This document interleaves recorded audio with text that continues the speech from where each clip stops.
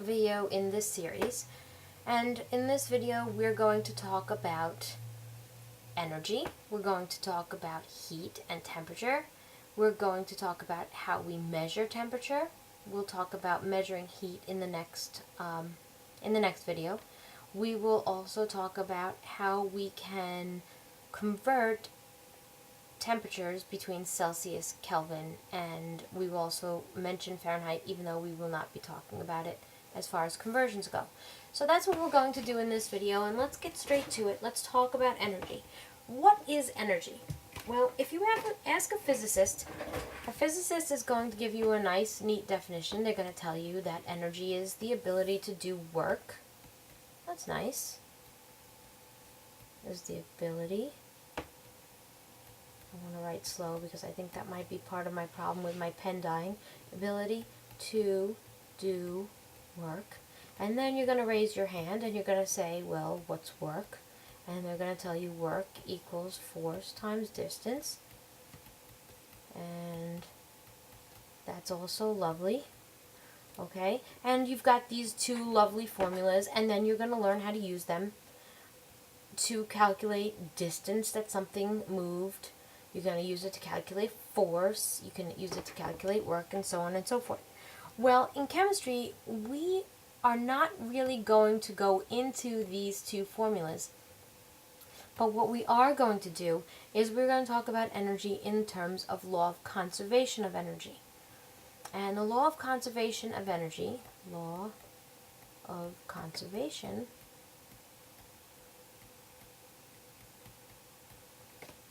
of energy,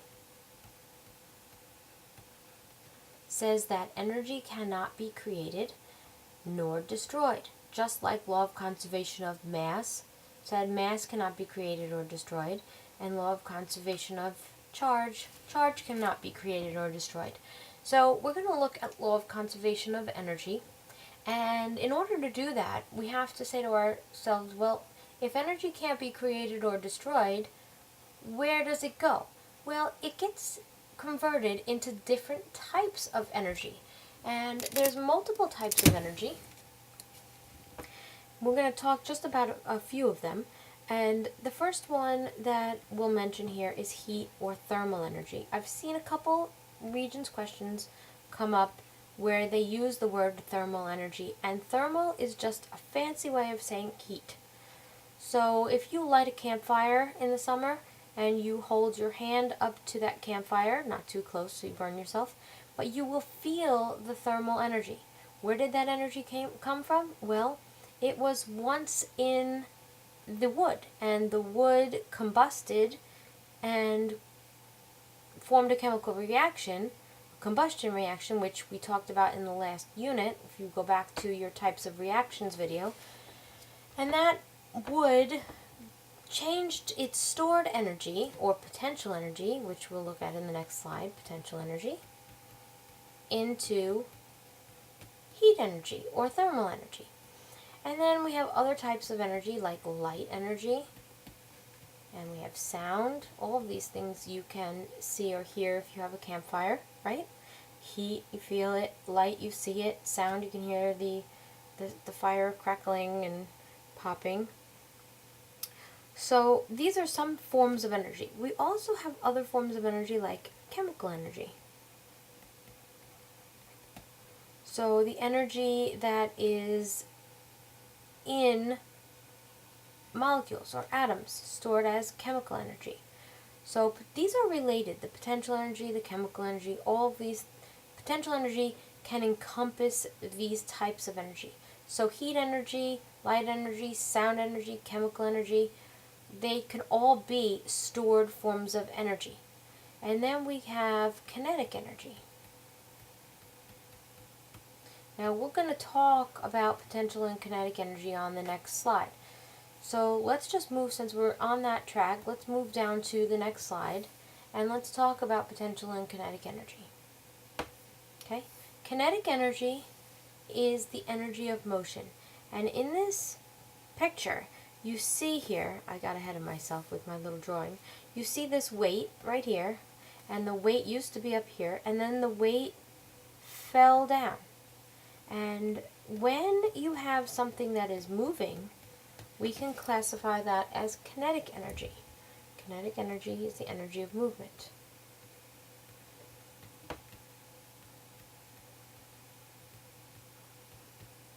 And then you have this right here, where this weight is being held up high, and that weight is not moving.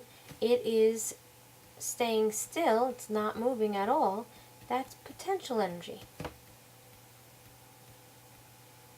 And potential energy is stored energy. Of course, there's energy that's stored in its position, because once you cut that thing, it can fall down, and the energy, the potential energy that was stored in it, translates or converts to kinetic energy. Okay? And then once it falls down here, it moved that peg a distance by the force, and that is work. Okay, so we have kinetic energy and potential energy. How do they relate to chemistry? Well, how are we going to relate them? So kinetic energy, which is the energy of movement, how is that related to chemistry? Well, if you recall from way back in the beginning of time, when we looked at these particle diagrams, right? And we saw all these little atoms neatly arranged in a regular geometric pattern, and we said that was a solid, right? And I said that those little atoms are moving, but they're not moving very quickly past one another. So they're vibrating. These little atoms right here are vibrating. They are not standing still. All atoms in the world, in the universe, have some movement to them. They have some kinetic energy. Okay? They also have stored within them potential energy. When you form bonds, energy is released, right? Do you remember BARF? B-A-R-F? Okay. Broken, absorbed, so I'm going to run out of room, released, formed. When I break a bond, energy is absorbed. So if I took a bond and I broke it, or went from H2, which is a bond that looks like this, two H's next to each other, and I broke them apart into H plus H, a bond was broken. Energy needed to go in order to do that. There needed to be some energy that went in and broke that bond apart. So energy was absorbed. And then when I form bonds, I'm running out of room here, let's put it over here. Let's say I took fluorine plus another fluorine and I formed the bond. So now I got F bonded to another F. Well, energy is being released, so energy is going to be coming out. Okay? So I am storing energy in these bonds. Depending on how many bonds I break and how many bonds I form, depends on whether you see a chemical reaction that overall gave off energy or absorbed energy. Let me give you let me erase this so that you can see. Let's say that we get a light stick, one of those glow sticks, and the glow stick, you break it and it starts to glow. Well, a chemical reaction is taking place in there. All sorts of things are happening. Bonds are breaking, bonds are reforming. And the bonds that are breaking are absorbing energy. And then we are reforming new bonds to make new elements, or new compounds, not elements, new compounds. And when you form those new compounds, it doesn't need as much energy, so it releases more energy than it needed when it broke those bonds. And that extra energy that was released is now going to be given off in the form of light. So we had chemical energy that was stored, and then we gave off the extra energy that we no longer needed in the form of light. Okay, we'll talk about that again at a later time. I hope that makes a little bit of sense to you. Okay, let's move on from kinetic and potential energy, because I don't want this video to take the whole day. Oops. Okay, and let's talk about heat and temperature.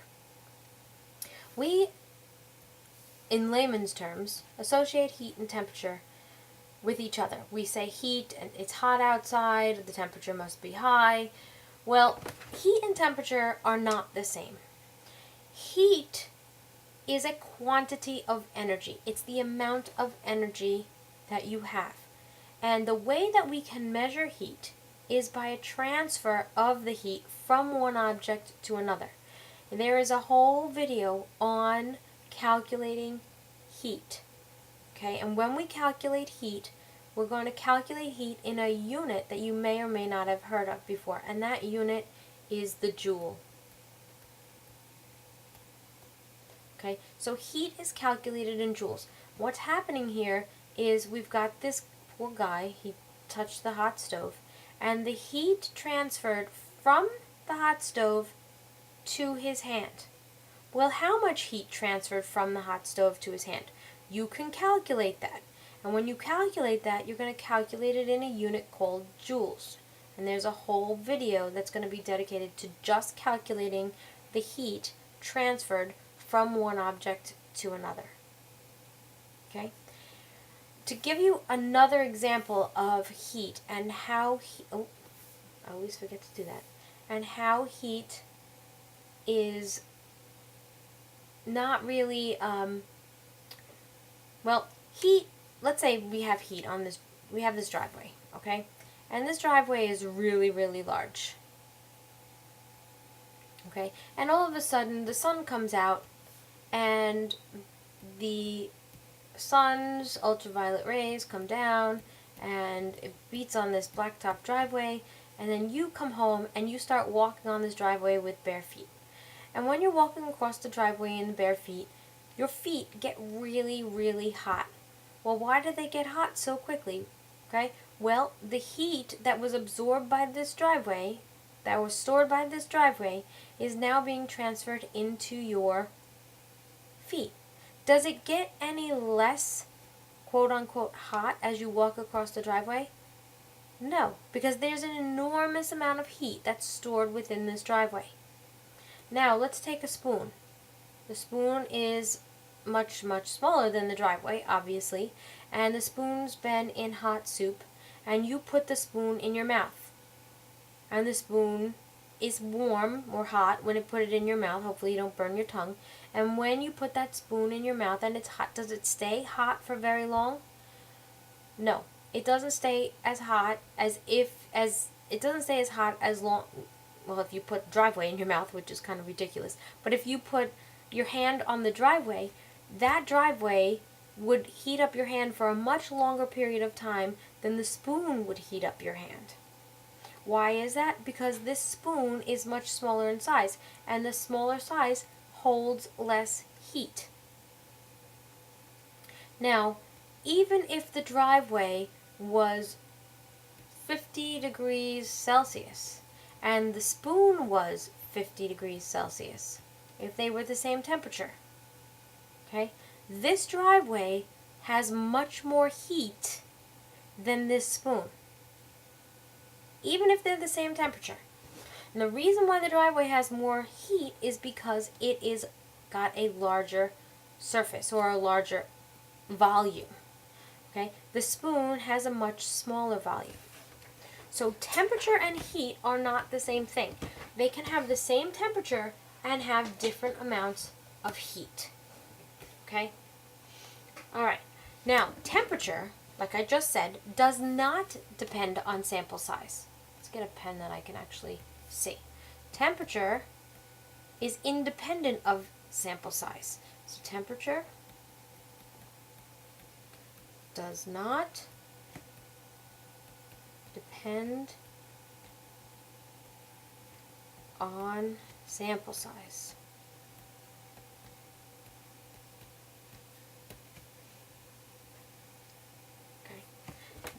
temperature is doing is temperature is measuring the average kinetic energy of the molecules in the sample. So let me say that again, because this, you should make a big star, a happy face, a heart, anything you want to do, but temperature is measuring, I'm going to abbreviate that, temperature is measuring the average kinetic energy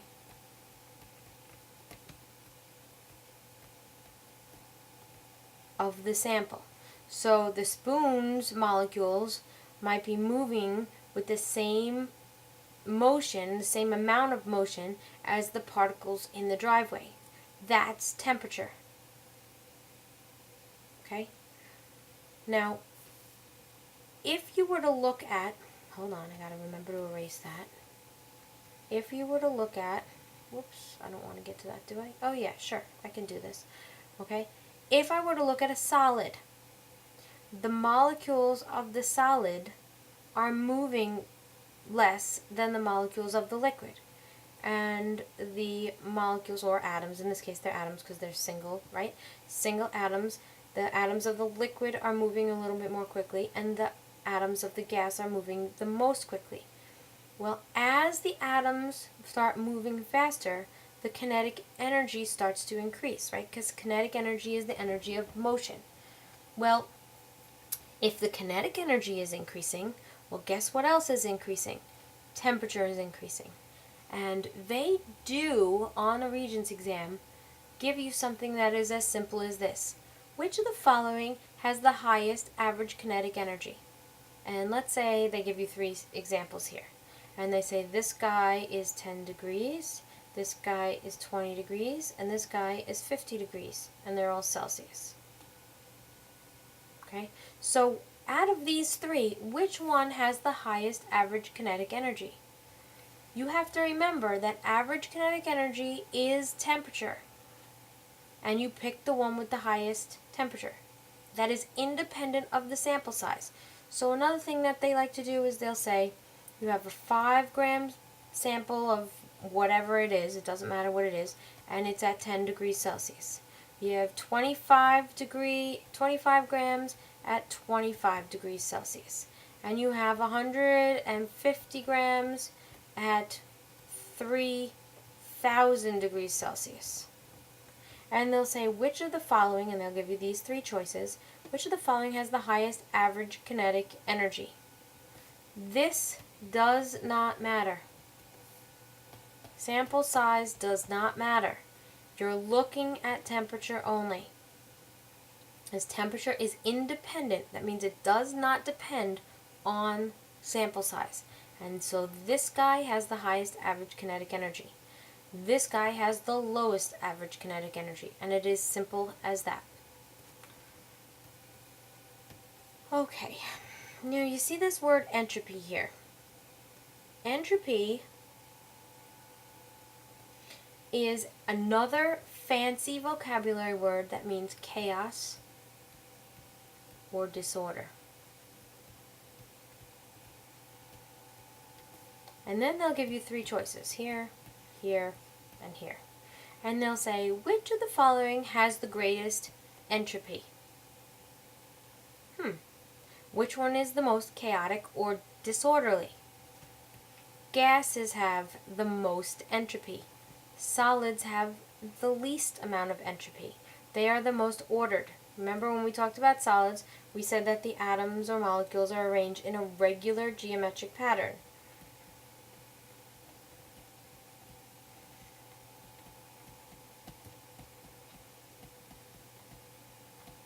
Oops, come on, cross my T. Okay, regular geometric pattern. There's no pattern over here with a gas. It's like bedlam. Okay, it's chaos. All these atoms are moving around the container, spreading out as far and fast as they can. There's no order. So entropy is another fancy way of saying chaos or disorder. So what is the Regents going to do to you? They're going to say, which of the following of these things has the greatest entropy? Or they might say has the least entropy. And they'll give you 3 or 4 choices. I'm going to only write down 3. And they're going to give you H2O, H2O, H2O. They could be different substances. and then they'll put an S here, they'll put an L here, and they'll put a G here. And they say, which of the following has the greatest entropy? This one, because that's a gas. And gases have less entropy, more entropy. They have more entropy because they have more disorder or chaos. Solids have the least amount of entropy. So this guy has the least entropy, and this guy has the most entropy. Okay? The universe is headed towards more entropy. It is easier for things to go towards more entropy. Think of it this way. If you have your bedroom nice and clean on Monday, by Friday, what does it look like? Did you put any effort into it? If you didn't put any effort into it, you've got underwear hanging from the ceiling, you've got pants on the floor, you've got shirts draped over your lamp, okay? It's entropy, it's chaos, it's disorder. And then you have to put a lot of energy in to clean it up. So if you put no energy in, the universe tends to go towards more entropy. Alright, now, so that deals with entropy. Now let's talk about temperature. Temperature, that seems a very familiar thing, right? How do we measure temperature? Oh, I know. We measure temperature with 3 basic temperature scales, okay? And you probably already know what those 3 temperature scales are, but let's write them down anyway. They are Celsius, they are Fahrenheit, which I'm going to write over here, and they are Kelvin. Okay? Celsius and Kelvin are the only 2 that we are concerned with. We don't care about Fahrenheit. But for old time's sake, and because the United States uses Fahrenheit to measure temperature on the news every day, we'll just write in freezing point and melting point and boiling point and condensating point for all 3 of these scales. So, at what temperature does water freeze? Fahrenheit. Okay, we had some days below this temperature just last week, or if you're watching this later on, it was the winter of 2013, 2014. So we had some days that were really, really cold where the temperature was below freezing. I'll make it right here. And that temperature at which water freezes at Fahrenheit is 32 degrees Fahrenheit. And the boiling point, the point at which water boils in Fahrenheit, is 212 degrees Fahrenheit. Okay, so we'll make it right here. And my pen is not that accurate, so hopefully it's on the line close enough. And water boils at, so let's write that because I just don't want you to forget what temperature boils. And it also condenses at this temperature too, if you are cooling things off. Condenses, okay? And this is the freezing point and is also the melting point, depending on whether you're adding heat or you're taking heat out, freezing or melting. Okay, so again, I said we really don't care too much about this in chemistry. We're not going to be doing any calculations with Fahrenheit. These are the 2 temperature scales that we're really concerned with. Let's look at Celsius. Okay, at what temperature on the Celsius scale does water freeze and melt? Oh, 0 degrees Celsius. Very good. Okay, and what temperature does it boil? 100 degrees Celsius. Those are nice, easy numbers, right? It's easy to remember. 0 degrees, it freezes. 100 degrees, it boils. All right, now we have Kelvin here. And some of you may or may not have heard of the Kelvin scale, but it goes along very well with the Celsius scale, because every time we increase 1 degree Celsius, it is equal to 1 Kelvin. Now, we don't say degrees Kelvin because Kelvin is a man's name. It's not degrees Kelvin, it's just 1 Kelvin. So 1 degree Celsius is equal to 1 Kelvin. So if I went to 1 degree Celsius, I would be at 1 Kelvin. If I went to 5 degrees Celsius, I would go up 5 Kelvin. Okay? Alright, so let's change Celsius to Kelvin. There is I can't scroll up to the next page until I'm done with this. There is a formula on the back of your reference tables.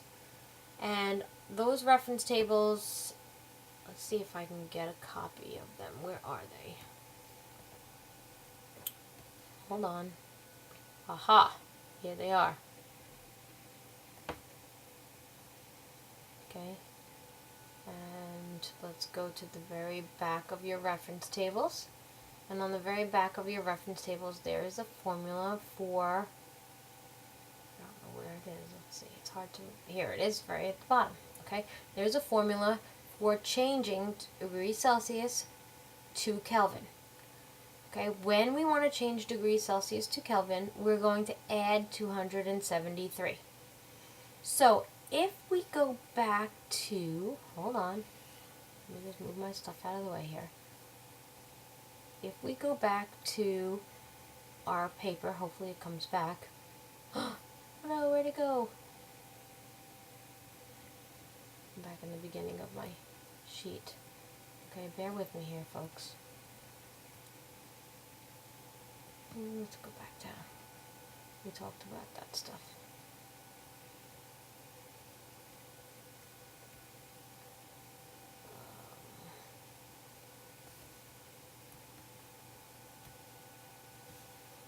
Sorry about this. Okay. That's what happens when you want to go bouncing around places. Okay, let's say we want to change 0 degrees Celsius to Kelvin. I'm going to erase that just for now. I could have just done that instead of showing you table T. But now you know where it is. If I want to change Celsius to Kelvin, and we have 0 degrees Celsius, 0 degrees Celsius, we're going to simply add 273 to that.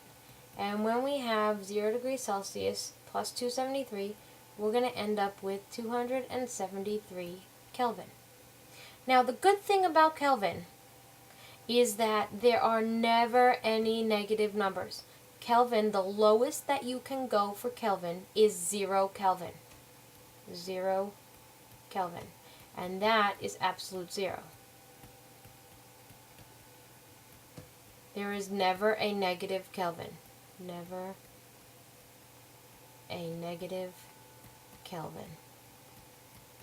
That's good news, because when we do the gas laws problems later on in this unit, you're going to have to keep all of your temperatures in Kelvin, because we can't have negative numbers in the denominator, and in the gas law problem we are going to have temperature in the denominator of our fractions, so we can't have that, otherwise it would be undefined.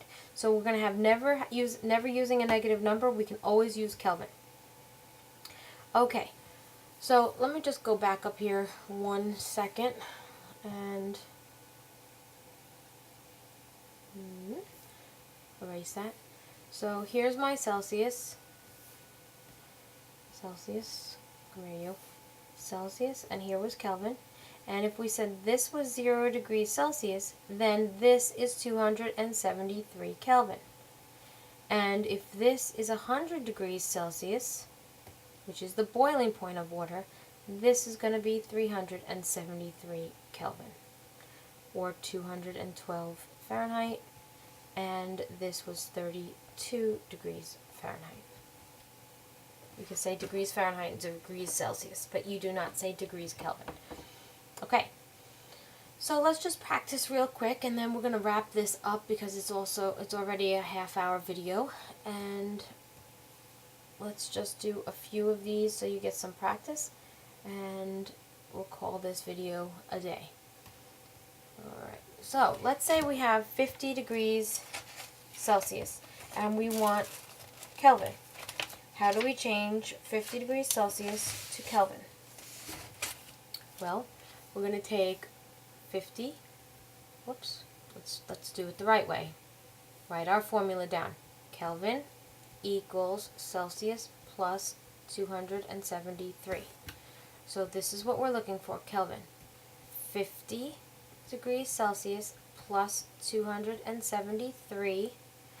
So Kelvin is going to equal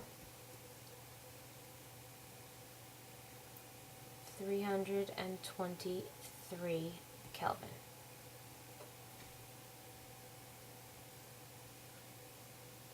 Okay, everybody good with that? Alright, now let's do the next one. Let's take, I'm going to erase this, Kelvin equals Celsius plus 273. We've got negative 40 plus 273, and we're going to end up with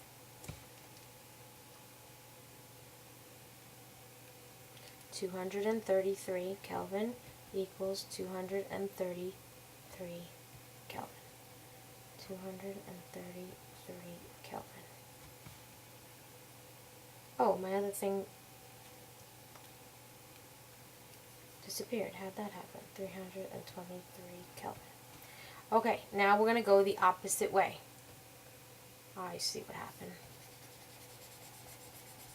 Now, when we go the opposite way, we can do one of two things. We can rearrange the formula. So, let's say we have Kelvin equals Celsius plus 273.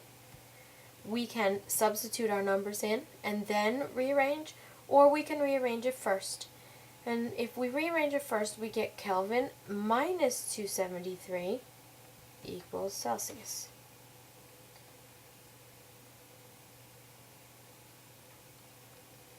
Okay, so in this case, we've got 313 minus 273 equals, and then we get degrees Celsius, and then degrees Celsius is going to equal 40 degrees Celsius. Okay, let's do one more, last one. And in this case, I gave you 0 Kelvin. And 0 Kelvin is also called absolute zero. It's the lowest number you can get. Well, absolute zero in Celsius